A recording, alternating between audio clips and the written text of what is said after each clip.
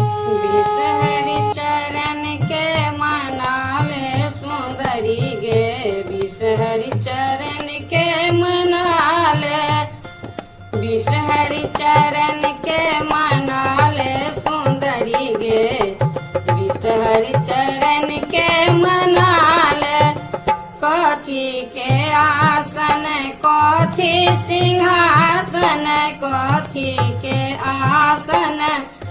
कथी सिंहासन, कथी पर आनी बैसाले सुंदरी गे, बिसहरि चरण के मनाले, बिसहरि चरण के मनाले सुंदरी गे, बिसहरि चरण के मनाले। सोना के आसन रत्न सिंहासन, सोना के आसन रत्न सिंहासन, कोवर में आनी बैसाले सुंदरी गे,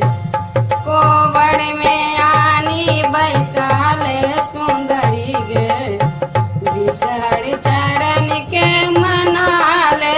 बिसहरि चरण के मनाले सुंदरी गे, बिसहरि चरण के मनाले। कथी के ओजन कथी के भोजन, कथी के ओजन कथी के भोजन, कथी के पनिया पियाले सुंदरी गे, बिसहरि चरण के मनाले, बिसहरि चरण के मनाले सुंदरी गे, बिसहरि चरण के मनाले। फूल के ओजन लावा दूध भोजन, फूल के ओजन लावा दूध भोजन, गंगा जल पनिया पिया दे सुंदरी गे, गंगा जल पनिया पिया दे सुंदरी गे,